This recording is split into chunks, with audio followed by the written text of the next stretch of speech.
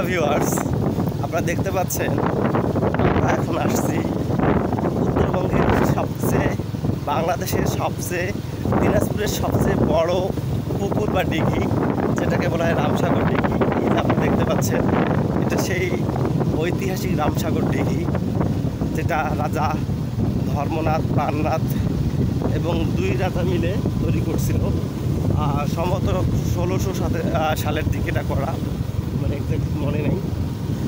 আর রামসাগরটা এরকম নিরিবিলি, দুই পাশে আম গাছ, আর যে এই পাশে আমরা দেখতে পাই এরকম শালবনের মতো উঁচু উঁচু পাহাড়ের মতো। যদি এটা পাহাড় নাই, পুকুর করতে গিয়ে যে মাটিগুলো এখানে উঠানো হয়েছিল সেই মাটিগুলো এইভাবে ব্যারিকেড দিয়ে পাড় তৈরি করা হয়েছে, এবং এই পাড়গুলোতে পরবর্তীতে পাহাড়ের মতো একটু উঁচু উঁচু টিলা তৈরি করছে, এবং এটাই রামসাগরের বিশেষত্ব।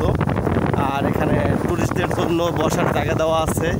এখানে কিছু ন্যাচারাল না বলা যেতে পারে, এগুলো সব বন অধিদপ্তর থেকে এই গাছগুলো লাগানো হয়েছে। আর টুরিস্টদের জন্য এখানে রয়েছে পাবলিক টয়লেট। এছাড়াও রামসাগরের ভিতরে আছে মন্দির, আমরা একটা দেখলাম একটা স্কুল আছে ভিতরে, সামনে আছে চিড়িয়াখানা, যেটা সে রামসাগর রোড। আর পুরা পাশ দিয়ে এরকম রোডটা চলে গেছে, এক পাশে পুকুর আর এক পাশে হচ্ছে এরকম উঁচু টিলার মতো। আর এখানে সুন্দর বসার জায়গা আছে কাপড়দের জন্য, তারা টাইম পাস করবে আর বাতাস খাওয়ার জন্য মানুষ আসতে পারে এখানে।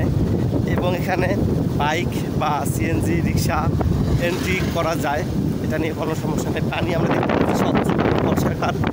আর শীতকালে আসছিলাম এর আগে, তখন অনেক পানি ময়লা ছিল এবং পদ্ম ছিল, কারণ তখন পানিগুলো হচ্ছে সব পদ্ম ছিল। এখন বর্ষাকালে পানিগুলো একটু পরিষ্কার হওয়ার ফলে স্বচ্ছ নীলাভ পানি আমরা দেখতে পাচ্ছি। বড় একটা পুকুর, আপনারা সকলেই জানেন এটা হচ্ছে বাংলাদেশের সবচেয়ে বড় দিঘি বলা হয় রামসাগর দিঘি। এবং এই দিঘিগুলো তৈরি করা হয়েছিল সেই সময়কার রাজাদের জমিদারের আমলে। এবং দিনাজপুর ডিস্ট্রিক্টে এরকম 5টা ঐতিহাসিক দিঘি ছিল, কারণ দিনাজপুর বাংলাদেশের সবচেয়ে উঁচু জেলা, আমরা সকলেই জানি। এবং সমুদ্র পৃষ্ঠ থেকে এটা 34 মিটার উঁচুতে অবস্থিত এই জেলাটা। এবং এককালে এখানে প্রচুর বৃষ্টিপাত না হওয়ার ফলে খরা দেখা দিত, এবং এদিকে কৃষিকাজের জন্য সেচ নিষ্কাশনের জন্য মেনলি এই পুকুরগুলো রাজারা খনন করছিল। আমরা যদি বলি দিনাজপুরে 5টা পুকুরের মধ্যে সবচেয়ে বড় হচ্ছে রামসাগর। এই রামসাগর পুকুরের পরে রয়েছে হচ্ছে আপনাদের শহরের মধ্যে সুখসাগর, যেটা রাজবাড়ির একদম সাথে অবস্থিত, ওটা আরও একদিন কোনো ভিডিওতে দেখাবো। এরপরে রয়েছে আপনার মাতাসাগর। মাতাসাগর হচ্ছে বিখ্যাত, ওখানে হচ্ছে দুই পাশে দুটা উঁচু উঁচু পাহাড় রয়েছে, মানে সেমভাবে যে এরকম মাটিগুলো কেটে উঁচু পাহাড়ের মতো করে ফেলেছে। এরপরে রয়েছে আনন্দ সাগর, এটা দিনাজপুর মেডিকেলের পাশে। এরপরে রয়েছে হচ্ছে জুলুম সাগর, যেটা দিনাজপুর, এটা হচ্ছে রামসাগর চিড়িয়াখানা। রামসাগর চিড়িয়াখানার ভিতরে এরকম অনেকগুলো হরিণ আছে। আমরা দেখতে পাচ্ছি যে এরকম আমার বন্ধুরাই যে বাদাম দিচ্ছে, তারা বাদাম খাওয়ায় পারদর্শী। এই যে এরা সবগুলো চলে আসছে বাদাম খাওয়ার জন্য। আমরা তো আসলে বাদামগুলো কিনছি ওদের জন্য। এখানে হচ্ছে আমরা নামার সাথে সাথেই দুজন মহিলা জোর করে আসে আমাদের বাদাম দিল, যে মামা কিনতেই হবে, ওদের বেচা বিক্রি হচ্ছে না। পরে এখন বলছে যে হরিণরা বাদাম খায়, আপনার হরিণদের জন্য কিনতে পারেন।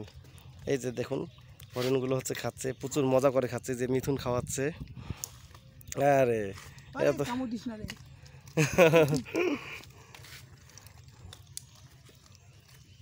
বাদাম খাচ্ছে, এবং বাদাম খেয়ে তারা শক্তি অর্জন করতেছে।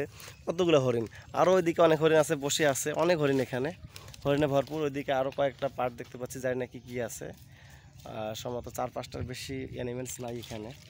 তারপরও এই গরমের মধ্যে আসলে এই যে একজন পানি খাচ্ছে সুন্দর করে। এই হচ্ছে রামসাগর, এটা হচ্ছে রামসাগর চিড়িয়াখানার মধ্যে। এখানে কয়েকটা বানর আছে, কয়টা আছে, 5টা বানর আছে না, আরও উপরে, এই যে উপরে 2জন আছে, 7জন, 8টা বানর আছে। এখানে একটা হনুমান আছে, এই যে হনুমানটা এখানে আমরা দেখতে পাচ্ছি। এই যে আবার আর পেতে দেখতেছে আমাদেরকে, যে বড় লেস, এই যে পা বের করে আছে হনুমানটা। একটাই হনুমান এখানে, হনুমানের সংখ্যা হচ্ছে একটাই।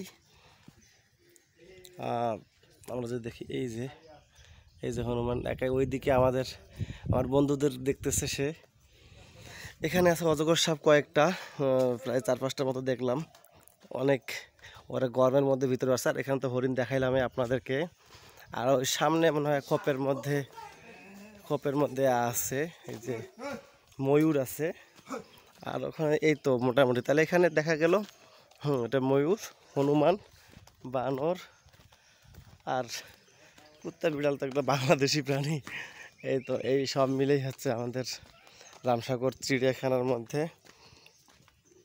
ময়ূরগুলো সুন্দর না? এটা তো অনেকটা কক এর মতো হয়ে গেছে। ময়ূরগুলা অতটা সুন্দর না, ভালো করতে পারতেছে না। এই হচ্ছে চিড়িয়াখানার অবস্থা, রামসাগর চিড়িয়াখানা দিনাজপুর থেকে আপনারা দেখছেন।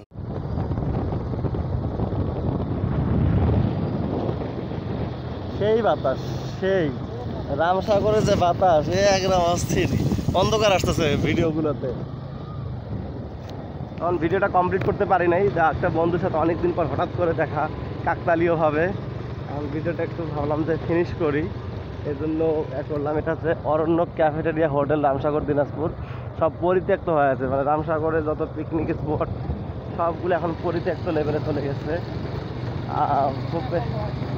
অতটাই না, মানে কেমন যেন সব ভুতুড়ে পরিবেশ একটা, কিন্তু বাতাস আসছে, মানে বাতাসটা কোনো আমাদের।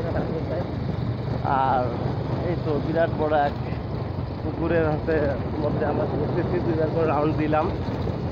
আর তাছাড়া তো এখানে কিছু নাই। আর কাপড় নিয়ে আসলে ভালো টাইম পাস হয়।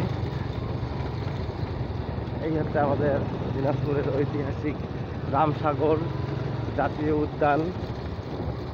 এখানে কি লিখছে? 12 দুয়ারি লুকোচুরি খেলাঘর সামাজিক বন বিভাগ। আচ্ছা, আমরা ওইটাতে যাই তাহলে।